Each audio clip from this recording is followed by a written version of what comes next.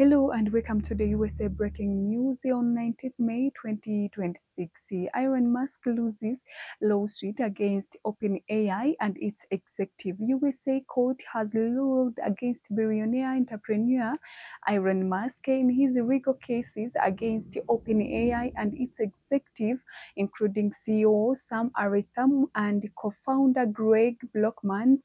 A jury deliberated for approximately 19 minutes before dismissing the lawsuit filed in February 2024, with the presiding judge upholding the decision. Musk, who left OpenAI in 2018 and later found his own AI company, XAI, in 2023, had previously contributed $38 million to help launch OpenAI as a non-profit organization intended to compete with Google in the artificial intelligence race.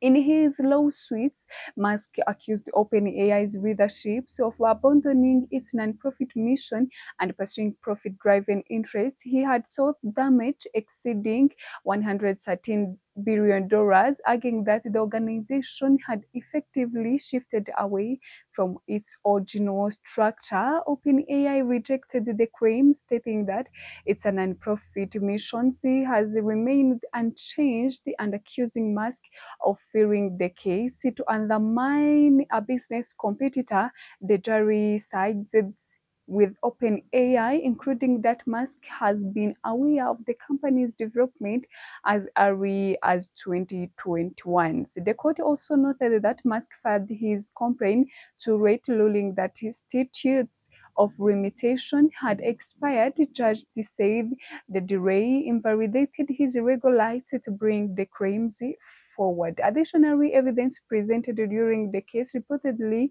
included the private communication suggesting Musk had long been aware that OpenAI was transitioning towards for-profit, a model before taking a legal action. Trump says USA has postponed planned military strikes on Iran. USA President Donald Trump has announced that planned USA military strikes against Iran have been postponed following requests from several countries in the Middle East region. Trump stated that the United States has been preparing to carry out the strikes on May 19, 2026, but the operation was suspended after diplomatic appeals from regional allies, including Saudi Arabia, Qatar, and the United Arab Emirates. According to a message posted on Truth Social, Trump said the countries urged Washington to allow ongoing negotiations, suggesting that talks could lead Iran to agree to abandon its nuclear weapons ambitions. He added that he was informed a potential agreement is being prepared, which would include Iran committing not to develop or possess nuclear weapon. However, he warned that if negotiations fail, the USA military remains ready for strong and decisive strikes against Iran. Iran has not yet assured an official response to Trump's statement. The reported tension are part of ongoing conflicts between the United States and Iran that began on February 28, 2026. The conflict has already had significant global economic consequences, including disruption to oil markets after the Strait of Hormuz, a critical route for about 20% of the world's oil shipments, was reportedly affected.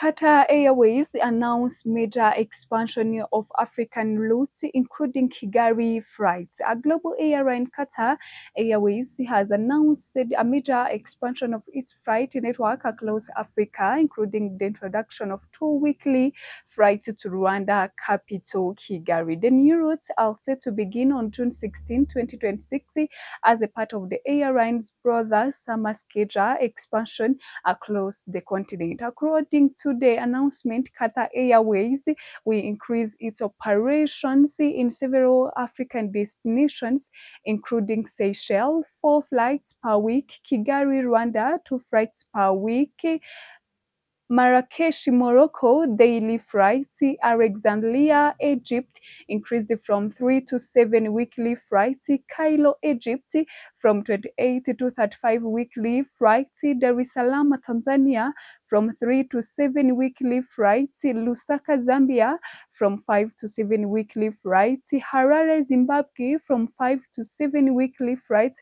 Cape Town, South Africa, from 7 to 10 weekly flights. Durban, South Africa, from 4 to 7 weekly flights. Maputo, Mozambique, from 4 to 7 weekly flights. The airline also planned to launch a 3-week flight to Port Sudan, in July 2026. Qatar Airways says the expansion is part of its long-term strategy to serve more than 116 destinations worldwide, strengthening its presence in Africa's growing aviation markets. The airline, which has received multiple global awards, was ranked among the world's top airlines in 2025 by Skytrax. It has also been recognized for having the world's best business class and the best business class lounge, alongside the reported awards as the leading airline in the Middle East. Ebola outbreak in Goma triggers contact tracing of 189 people. Border measures planted in Rwanda. The armed coalition FC M23 has announced that it has identified 189 people who came into contact with confirmed Ebola case in the city of Goma on May 17, 2026, according to Prof. Jean-Jacques Kayembe, head of laboratories at National Biomedical Research Institute, NRB. The infected patients in Goma had recently arrived from Bunia in Ituri province. He added that the patient's husband had previously died from the same diseases. FCM23 spokesperson Rollens Kanyuka confirmed that the patient is receiving specialized treatment in Goma, while contact tracing operations have been intensified to prevent viral spread. He also stated that dedicated response team made up of health experts and partner has been deployed to investigate and manage the outbreaks. By the night of May 18, authorities said 189 contacts have been identified. Of the 22 samples sent to laboratories in Kinshasa, 5 tested negative for Ebola, while other results were still pending. Officials also reported suspected case in Bukavu, South Kivu, but laboratory tests conducted in Goma confirmed that individuals was not affected. FC M23 emphasized that only one confirmed Ebola case is currently being treated in Goma and urged the public to remain calm while observing preventive measures. Given the approximate of Goma and Bukavu to Rwanda, the government of Rwanda announced the closure of Buza, closing at Rubavu and Rusizi as a precautionary measure to prevent cross-border transmission. Rwanda authorities also strengthened surveillance at entry point and enhanced coordination with the regional and international health partners to safeguard public health and prevent the spread of the diseases. Thank you for watching.